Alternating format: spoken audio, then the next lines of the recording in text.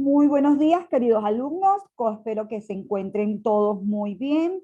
Vamos a empezar entonces esta clase del jueves. Estamos en la semana número 12. Dos anuncios importantes. Uno, la clase presencial definitivamente va a ser el 24 de enero del 2022, es decir, no el lunes que viene, sino el de arriba. Aparentemente hay que cumplir todos los protocolos de seguridad. Hay que llevar mascarilla, bueno, y ustedes deben ser más expertos que yo en eso. Se toma asistencia, es decir, ustedes firman la asistencia, yo también firmo la asistencia, o sea, se hace la rutina normal de un día de clase, ¿ok? Lo que sí sigue estando presente es que no se puede adelantar materia, que no se puede, que la asistencia no genera ningún tipo de penalidad, la inasistencia, perdón.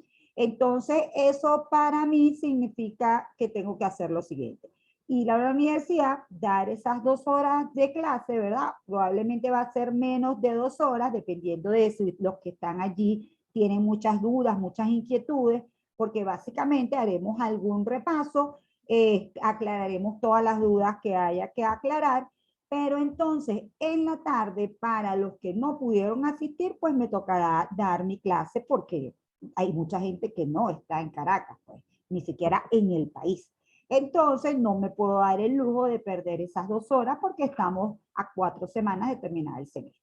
Entonces, como les digo, va a ser jornada doble en el sentido de que nos vemos en la mañana, conversamos, hacemos algún repaso, ya veré qué me invento para que sea productivo ese rato que vamos a estar allí, haremos los chuletarios, algo me voy a inventar, no se preocupen por eso. Y luego en la tarde de ese lunes, lo lógico que sería es que tengamos nuestra verdadera clase donde sí vamos a avanzar.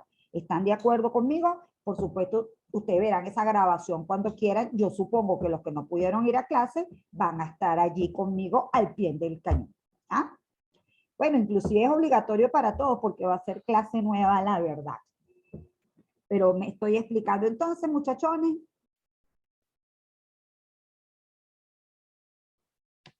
¿Sí me están escuchando?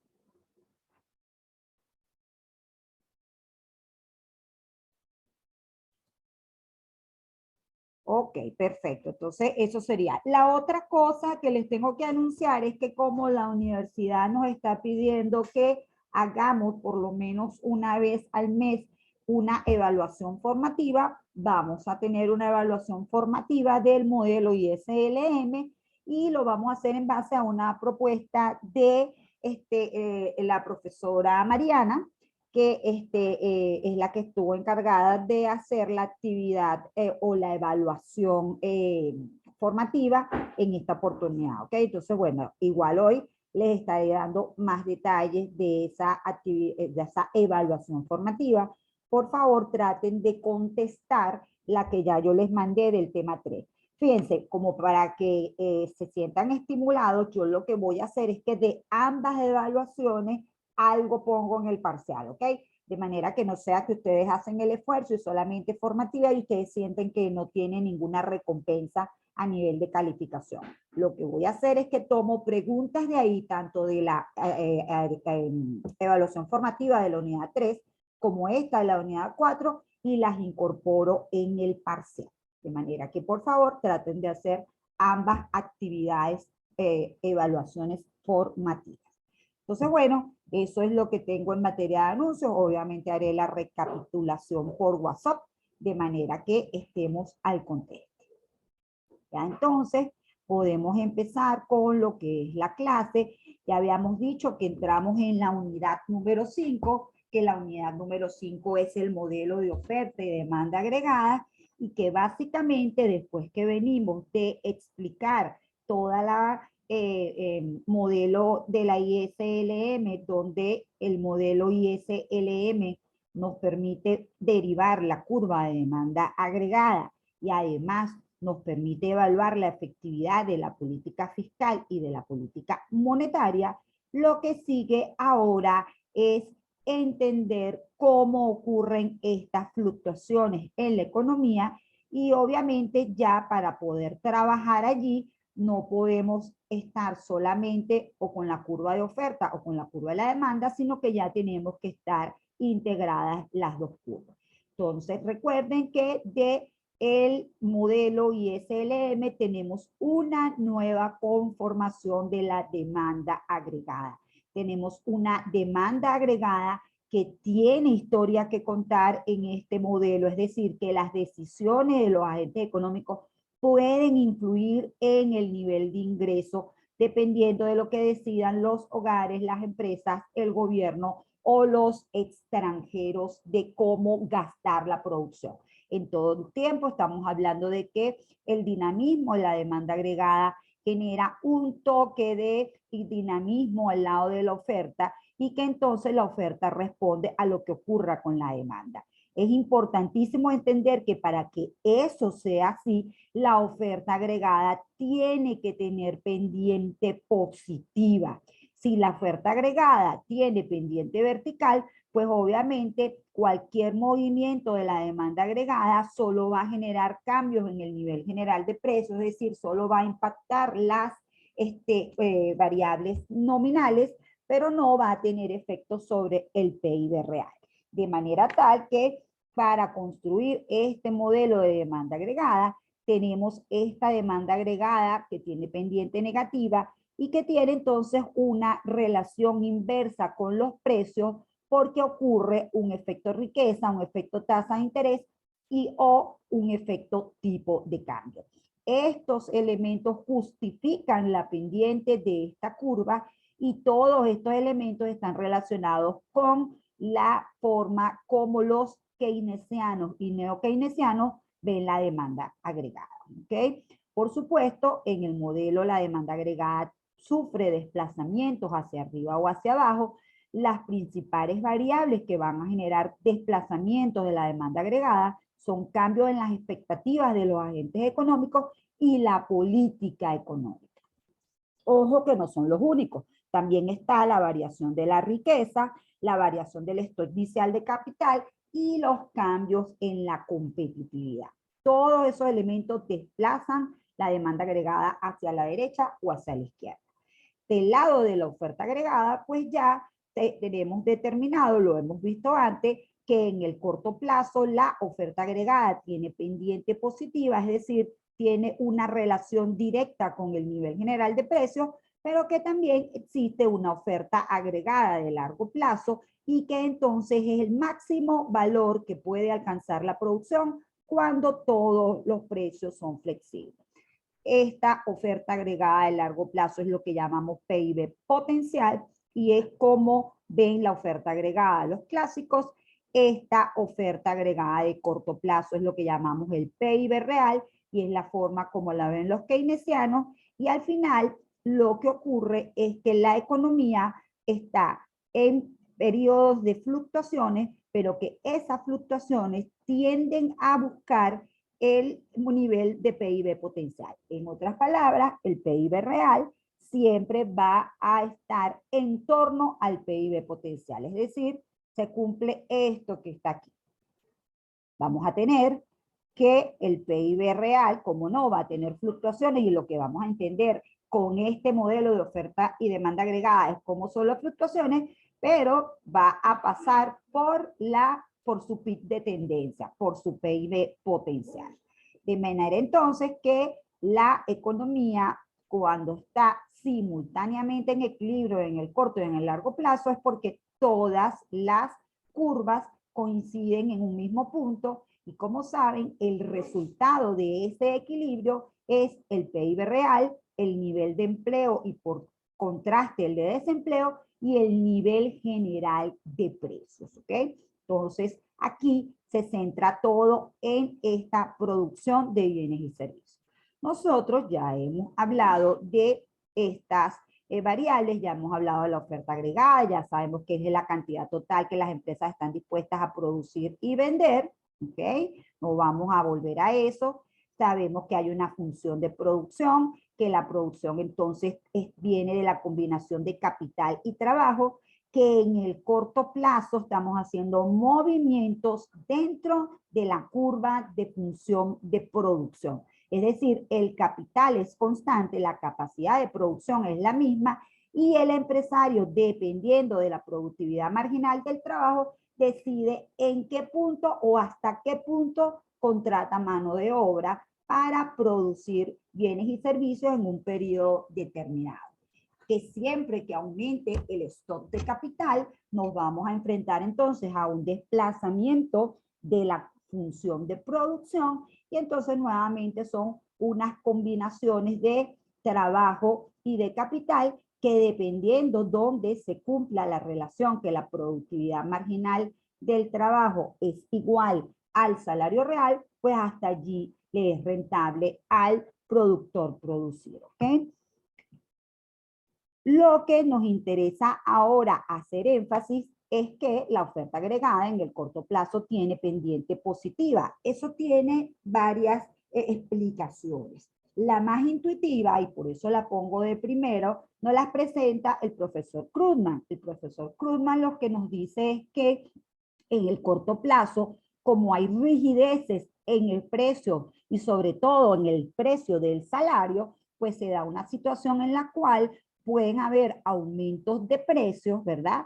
Mucho más elevados que lo que sean los aumentos de los factores productivos, de manera que en el corto plazo el empresario tiene margen para ganar. En ese sentido, entonces, va a responder de forma positiva a lo que ocurra con los precios. Esta es la forma, repito, más intuitiva y más resumida de entenderlo. Hay unas más sofisticadas que las vamos a ver más adelante. Otra cosa que me interesa resaltar muchísimo es que produce cambios dentro de la curva de oferta agregada. Y los factores que producen cambios de la oferta agregada, es decir, desplazamientos hacia la derecha o hacia la izquierda, son cambios en los precios de las materias primas, variación de los salarios nominales y variación de la productividad. Es decir, el precio de los factores productivos genera movimientos de la oferta agregada de corto plazo y la productividad. Generalmente la productividad, estamos hablando que es el volumen por trabajador, de manera que todo aumento de la productividad va a generar desplazamientos hacia la derecha. En el caso de los factores productivos, como el objetivo del empresario es ganar, siempre que haya un aumento de precios de los factores productivos, bien sean las materias primas como el petróleo o un aumento del nivel general de precios en una economía, eso va a generar un retroceso de la oferta agregada de corto plazo. Por el contrario, es decir, si hay un aumento de precios de las materias primas o aumento de los salarios. De lo contrario, si hay una reducción de los salarios por cualquier ajuste que pueda ocurrir en el paquete de los salarios o hay una reducción de los precios de las materias primas, en ese sentido hay una materia prima que cambia muchísimo de precio, puede subir o puede bajar, que es el petróleo, eso genera desplazamientos de la oferta agregada hacia la derecha. ¿Ok? Eso es el primer acercamiento que tenemos en torno a la oferta agregada de corto plazo. ¿Alguien tiene alguna duda, alguna inquietud?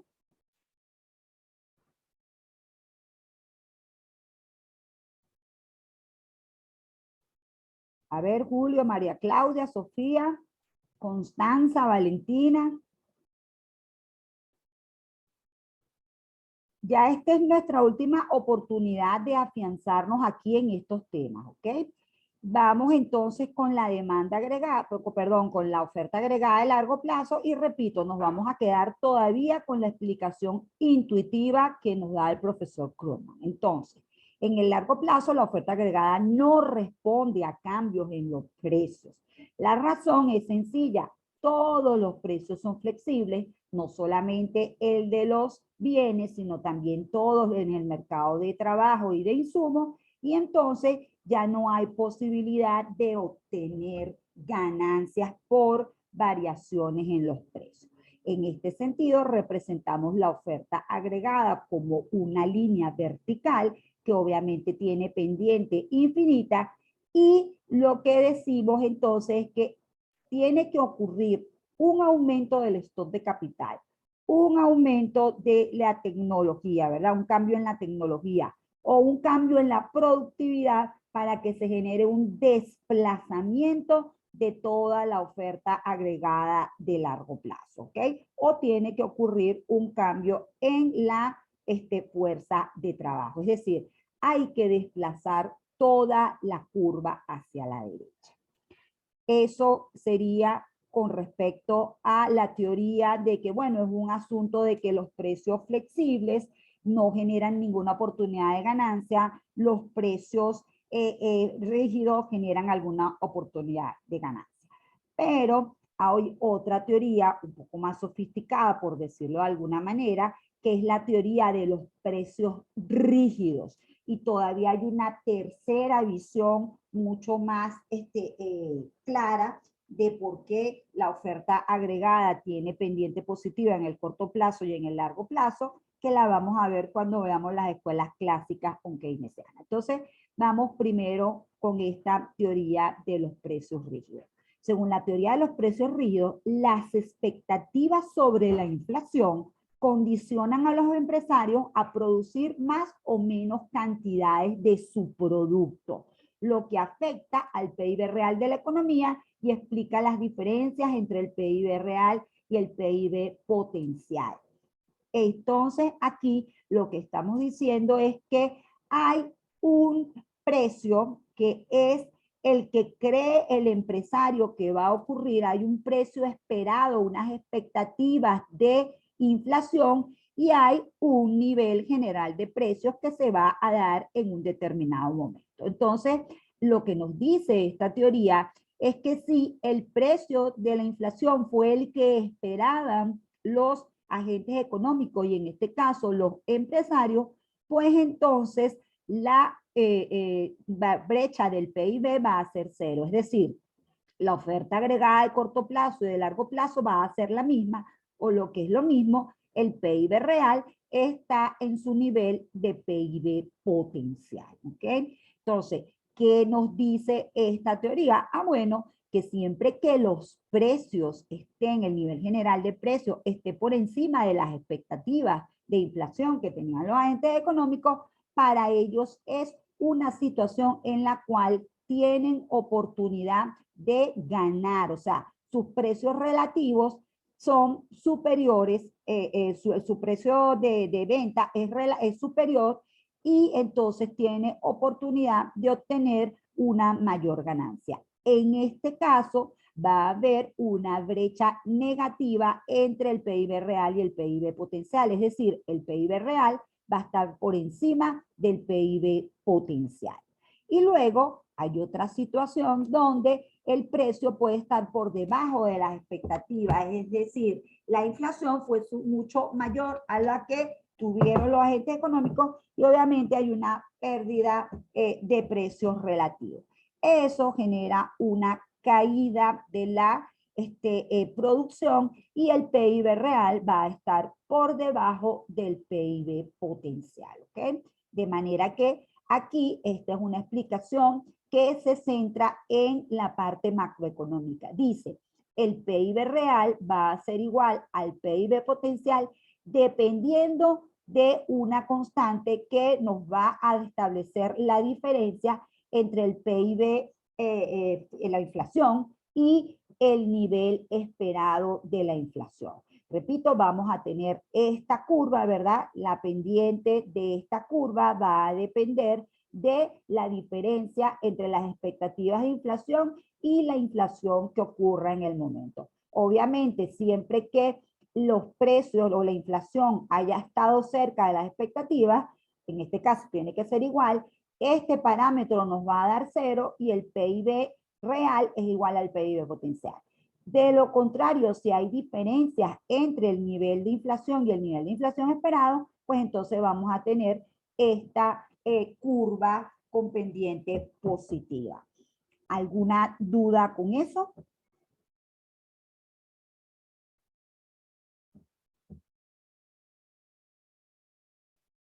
Entonces, bueno, siendo así, ya tenemos esas dos teorías. Repito, todavía nos falta hacer un cierre más importante, que lo vamos a hacer cuando estemos ya viendo los clásicos y los keynesianos, pero por ahora lo que sí es seguro es que existen ambas curvas. Existe la curva de oferta agregada de largo plazo y existe la curva de oferta agregada de corto plazo. ¿Cómo lo sabemos? Porque los hechos que han ocurrido en la economía nos han llevado a entender que esa situación es así y que ocurre ese proceso que acabamos de describir, en el cual el PIB real tiene fluctuaciones y pasa alrededor de, o siempre gira alrededor del PIB potencial. ¿Ok? Entonces, dejemos un rato la oferta agregada de lado. De la demanda agregada, pues también es mucho lo que hemos dicho. Hemos dicho que es la cantidad de producción que están dispuestos a gastar los hogares, las empresas, el gobierno y los extranjeros. Conocemos muy bien entonces cuáles son las variables macroeconómicas que están asociadas a cada uno de los sectores, y donde nos vamos a centrar es en cómo se explica que la demanda agregada tenga pendiente negativa y cuáles son las variables que desplazan la curva de demanda agregada. Entonces, repito, en el caso de una variación de precios, va a ocurrir un efecto riqueza o efecto pivot, un efecto tipo de interés o efecto Keynes, o un efecto tipo de cambio o efecto Mundenfleming. Es decir, estos autores son los que determinaron cuál era la reacción de las variables consumo, inversión y tipo de cambio ante variaciones en los precios, y obviamente los efectos llevan sus nombres, ¿ok? Luego hay variables que desplazan toda la curva. Ya las nombramos: cambios en las expectativas de los consumidores y las empresas, variaciones de la riqueza, variación del stock de capital, y una en la que hacemos mucho énfasis nosotros, la política económica, es decir, política fiscal y política monetaria. Entonces, oído al tambor con esta parte. La política económica son acciones que toman las autoridades, lo sabemos, en cuanto a las variables que son de su competencia. Saben que por el lado del gobierno tienen injerencia sobre el impuesto y sobre el gasto público, y el Banco Central sobre la cantidad de dinero y la tasa de interés, y ambas autoridades tienen injerencia sobre el tipo de cambio. De manera que la política económica puede influir en la generación del PIB. El basamento teórico que respalda la efectividad de la política económica es la cruz keynesiana y el modelo ISLM, y estos principios solo se aplican en el corto plazo, es decir, cuando la pendiente de la oferta es positiva. ¿Ok? En el caso de largo plazo, ya sabemos que la política económica no tiene efectividad. Lo vamos a ver más adelante por qué. ¿Ok? Entonces, ¿por qué la demanda agregada tiene pendiente negativa? Recordemos un poquito que en el caso de los clásicos, la demanda agregada simplemente era una función en la cual la demanda de dinero era igual a una constante por el ingreso. Es decir, se demanda dinero para hacer transacciones, y entonces siempre que haya un aumento del ingreso, hay un aumento de la demanda de dinero, y la demanda de dinero pues simplemente viene dada por la ecuación cuantitativa del dinero. Repito, esto es según los clásicos, donde tenemos que M por B igual a P por I, de manera tal que la cantidad de dinero influye en el PIB nominal, ¿ok? Perdón, la oferta de dinero influye en el PIB nominal, y para que se pueda generar, como el ingreso tiende a ser fijo porque se genera en el mercado de trabajo y el empresario es el que define la producción según los clásicos, pues entonces cualquier movimiento de la cantidad de dinero lo que genera es un movimiento de los precios, de manera tal que cualquier variación en la cantidad de dinero, los clásicos lo representan como un desplazamiento de la demanda agregada hacia arriba, en un contexto donde la producción es rígida, de manera que todo cambio de la cantidad de dinero se va directamente a cambio en los precios. Esa teoría es totalmente, ¿cómo se llama?, contrarrestada por Keynes y luego por los keynesianos, porque ellos establecen que en el corto plazo sí hay reacción de la demanda agregada a cambios en el nivel general de precios. Y entonces esa reacción ocurre porque hay las siguientes tres situaciones. La primera es un efecto riqueza, efecto pivot, y simplemente tiene que ver con que toda variación en los precios va a generar un impacto sobre el poder de compra de los consumidores, ¿ok? Entonces, por ejemplo, todo incremento del nivel general de precios va a generar una pérdida de poder de compra, una caída del ingreso en términos reales y entonces se va a reducir el consumo, ¿sí? Entonces se mantiene que en el efecto riqueza, un aumento de los precios va a generar un desplazamiento hacia la izquierda de la cantidad demandada, de la demanda agregada, un movimiento dentro de la misma curva, porque hay un ajuste en el consumo. Ese es el mismo efecto que también se da en el mercado de cualquier bien, en el cual se da el efecto ingreso, ¿sí? O sea, es el mismo efecto ingreso que aquí le decimos efecto riqueza. Tiene que ver con que las personas, ¿verdad? Cuando ocurre aumento de los precios en términos reales, las personas tienen menos dinero para gastar en bienes y servicios porque sus activos se desvalorizan, ¿ok? Entonces, en otras palabras, se reduce el poder de compra y eso hace que haya un ajuste en el consumo. Por supuesto, una caída en el consumo, que es una de las variables que compone la demanda agregada, pues va a generar una reducción de la demanda agregada. Ese efecto, repito, es el más común. Luego viene el efecto Keynes. ¿Qué es el efecto Keynes? Bueno, el efecto Keynes fue el que nosotros vimos en el modelo ISLM. ¿Qué vimos nosotros en el modelo ISLM? Nosotros vimos que cuando hay un aumento de precios, la oferta agregada en términos reales se reduce, ¿ok? Eso generaba un desplazamiento de la LM hacia la izquierda. Y recuérdense que eso generaba un desequilibrio en el mercado monetario que se resuelve con un aumento de la tasa de interés. Ese aumento de la tasa de interés desestimula la inversión y entonces hace que haya una reducción de la demanda agregada, esta vez por su componente de la inversión. Estos componentes no son excluyentes, ¿ok? Un aumento de los precios genera una caída en el consumo y genera una caída en la inversión. Una caída en el consumo porque hay una reducción del poder de compra, una caída en la inversión porque hay una situación en la cual esa caída del ingreso, esa caída del consumo genera una caída del ahorro, ¿sí? Eso genera presiones sobre la tasa de interés y ese aumento de la tasa de interés hace aumentar ese aumento de la tasa de interés hace caer la inversión. O visto por el lado del modelo ISLM, pues lo que acabamos de decir, un desequilibrio en el mercado monetario en favor de la demanda agregada hace subir la tasa de interés, se necesita subir la tasa de interés y entonces va a ocurrir que ocurre este efecto sobre la inversión.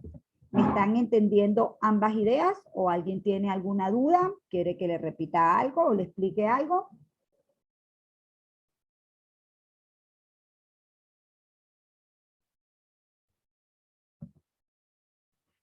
¿No? ¿Todo bien? Esta es una pregunta fija de examen, ¿sí? Así que por favor estén muy pendientes de esta parte. Fíjense, un tercer efecto. Este tercer efecto se llama tipo de cambio o Mundenfleur. Fíjense lo que ocurre aquí. Resulta que hemos dicho que este aumento del nivel general de precios genera un aumento de la tasa de interés. Bueno, ese aumento de la tasa de interés va a hacer que algunos extranjeros se sientan atraídos en el mercado nacional a comprar activos financieros en el mercado nacional porque tienen una mayor rentabilidad y para comprar esos activos financieros, obviamente esas personas tienen divisas y tienen que ir al mercado cambiario, ¿ok? En el mercado cambiario, como hay allí ¿cómo se llama? En el mercado cambiario vamos a tener una situación en la cual esas personas demandan divisas, ¿ok? Demandan, perdón, ofrecen divisas para que haya para poder adquirir esos activos nacionales. Eso va a generar un aumento de la oferta de divisas, va a generar entonces un desequilibrio en el mercado cambiario que va a generar una caída del tipo de cambio, y esta reducción del tipo de cambio va a ser muy buena para los importadores. Los importadores ahora tienen que dar menos moneda nacional por moneda extranjera y van a estar muy contentos, pero los exportadores se van a sentir desalentados con este menor nivel de tipo de cambio, y entonces el resultado neto en la curva de oferta de demanda agregada es que las exportaciones netas caen. Repito, de lo que estamos hablando es que este efecto de la tasa de interés está generando que sea muy atractivo comprar activos financieros en el mercado nacional. Eso incrementa la oferta de dólares, y siempre saben que cuando hay un incremento de la oferta, eso reduce el precio de cualquier bien, en este caso el precio de la divisa, y esa caída del precio de la divisa pues genera una situación desalentadora para el exportador, pero una situación alentadora para el importador, y finalmente las exportaciones netas caen. Entonces, es importante para mí que ustedes entiendan cuál es la variable que afecta cada uno de los componentes.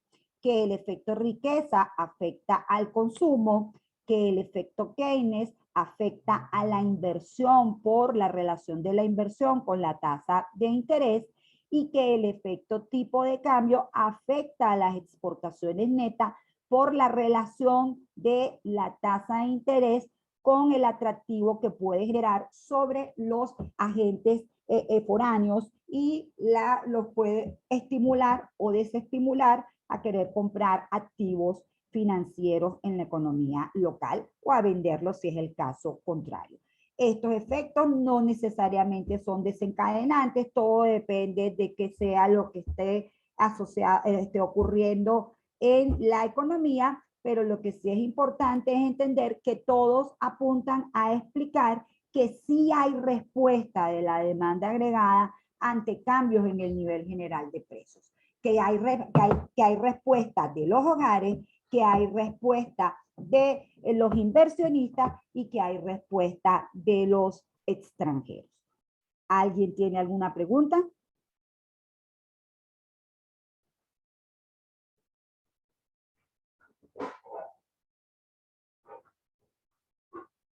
¿No? Fíjense, muy probablemente en el examen yo les puedo poner la figura y les puedo decir, les puedo preguntar, dependiendo de lo que yo señale en la figura, cuál es el efecto que está operando, ¿ok? Ese es el tipo de preguntas que se pueden hacer. Entonces, estén pendientes de entender, repito, cómo cada variable afecta a cómo cada variable es afectada por cambios en los precios. Todo aquí lo que está pasando es desencadenado por un cambio en el precio. El cambio en el precio es el que está generando este tipo de efectos sobre las exportaciones netas, sobre la inversión y sobre el consumo. ¿Ok? Lo que sigue ahora es ver cuáles son los elementos que desplazan toda la curva, ¿ok? Y dentro de los que desplazan toda la curva tenemos primero el cambio en las expectativas de los consumidores y de las empresas. Acuérdense que esta es una de las explicaciones de por qué existen los ciclos económicos. Cuando los agentes económicos confían en que la economía va por buen camino, están sobreestimulados a consumir y a invertir. Es decir, la demanda agregada está desplazándose hacia la derecha porque todo el mundo está con unas expectativas muy positivas. El caso de un panorama económico negativo, también reaccionan drásticamente y reducen el consumo y la inversión de manera significativa, es decir, hay un desplazamiento pronunciado hacia abajo de la demanda agregada con los impactos que eso pueda tener en la economía. Entonces, esta es una de las principales razones por las que existen las fluctuaciones en la economía y eso obviamente nos lleva a decir de plano que una de las cosas que explican las fluctuaciones en la economía son los desplazamientos de la demanda agregada, ¿ok? Otro es las variaciones de la riqueza. Así como tenemos el efecto sobre el precio, el efecto que genera a nivel general sobre el precio, también tenemos que a nivel general, dependiendo de cómo esté la economía, los activos se pueden revalorizar. O sea, ya es un tema de que, por ejemplo, en el mercado de valores hay mucha cotización en la bolsa, están todos muy eufóricos y entonces está aumentando el precio de las acciones, está generándose un incremento de los activos financieros y obviamente las familias cuando tienen una mayor riqueza, cuando tienen un mayor ingreso, pues entonces tienden a consumir más. De manera que esto sería un desplazamiento de la demanda agregada por parte de una respuesta positiva de los hogares a una mayor riqueza, ¿ok? Estos son los dos primeros elementos que desplazan la curva. Repito, cambio en las expectativas de los consumidores y de las empresas. Uno de los que más explica por qué ocurren las fluctuaciones económicas. El segundo es la variación de la riqueza. Obviamente nos faltan 3 más, pero como nos queda un minutico, vamos a ir al break y volvemos para la segunda y después para la tercera hora, ¿ok? Entonces, nos vemos en lo que se convierta la grabación.